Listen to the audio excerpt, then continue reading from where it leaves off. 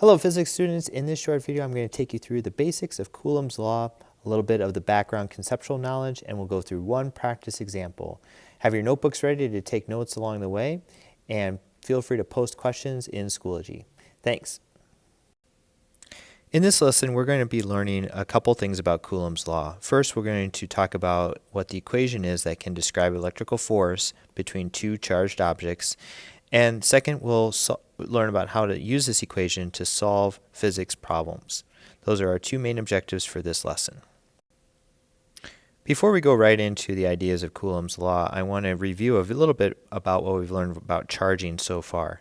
Remember in our past lessons that there are three types of charge interactions. The first one is when opposite charges attract each other. The second is when like charges repel each other. And the last one is the polarization effect, where a charged object, whether it be positive or negative, might attract to a neutral object. Okay. These types of interactions can happen as a result of not contacting and are often called non-contact forces. So they can happen even when the objects might not be touching each other. Coulomb's law is tied directly to one of these action at a distance or non-contact forces and ties directly to what we know as electric force. The same forces apply to all forces apply to electric force. Say, for example, we have two charged balloons, balloon A and balloon B, and there will be a force acting on them that will cause them to repel. The force from balloon B will be acting on balloon A, and balloon A will be acting on balloon B, and vice versa. That force is measured in newtons, and it is a direction force. So if it's going towards or away, will make a difference. Attraction and repulsion, the sign of the force does make a difference. We can also express this in terms of a free body diagram. So I can use arrows to represent the forces.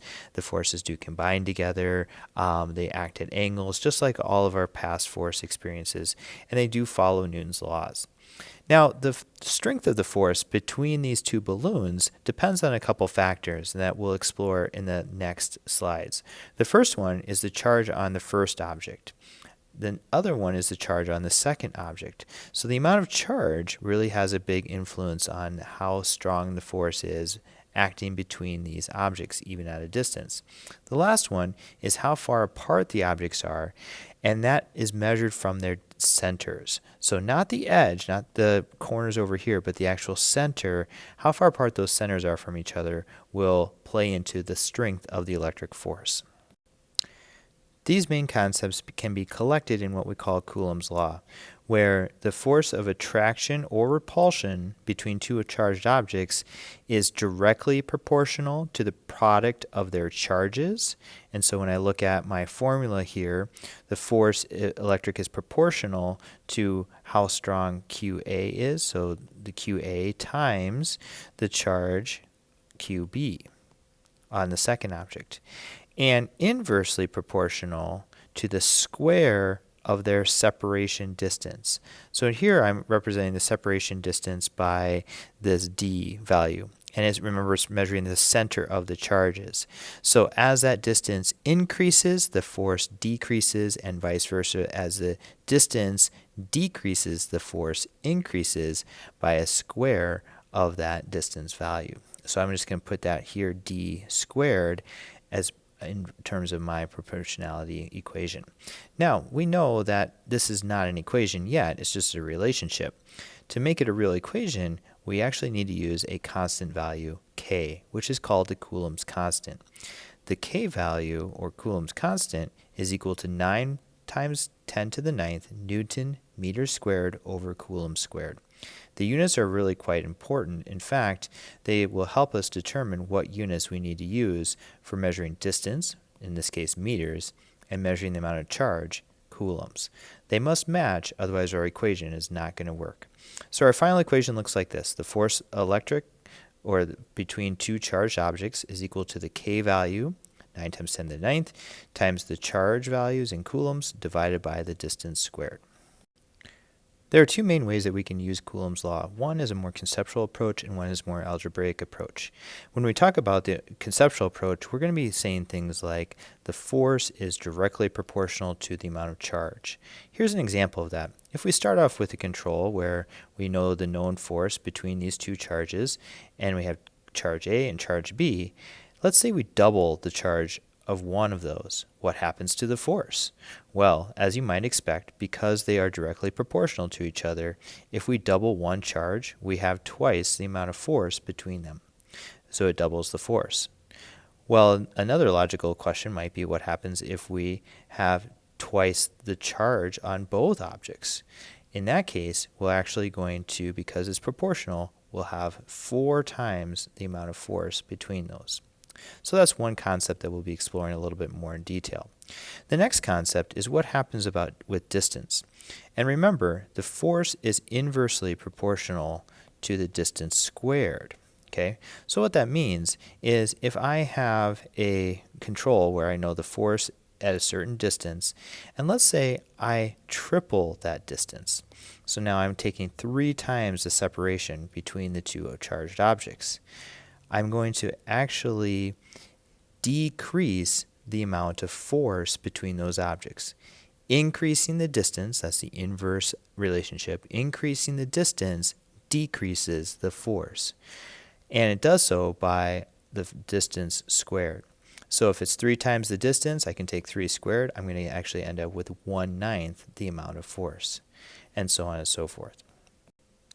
Another way that you'll be using Coulomb's law is to solve algebraic math problems for either force, the charge, or the distance between. And so you can see here that the Coulomb's law equation is set up if we know the variables, we can solve for the ones that we're missing, whether it be the separation distance, the charge, or set up to find force. We'll always go back to using this Coulomb's constant, and note the units are measured in newtons, meters, and coulombs. So when we put charge in here, we have to be really careful that we're using the charge in coulombs and the distance in meters. Those have to match.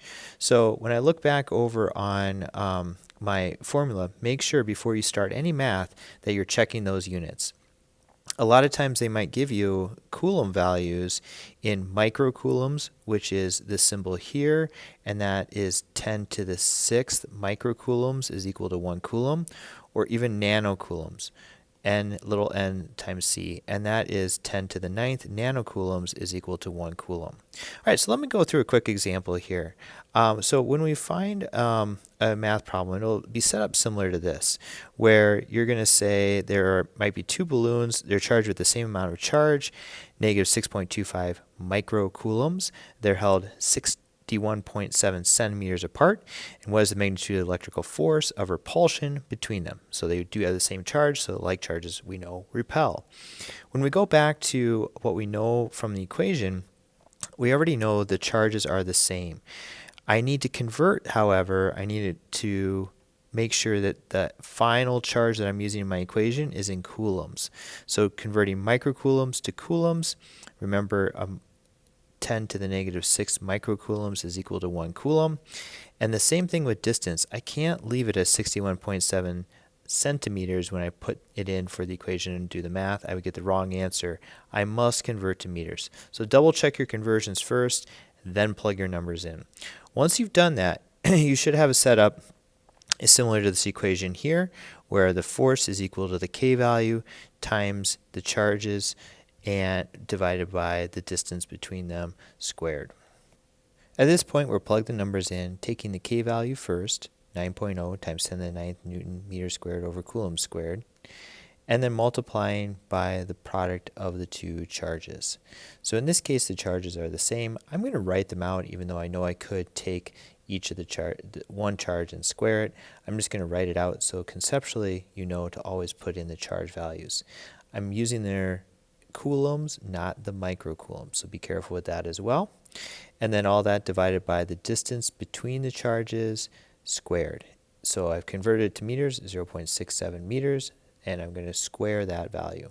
Find a calculator that works well for you, that you know you can perform this operation on, and once you crunch the numbers, your force should be about 0.923 newtons. double check your work, and we'll be ready for the next item.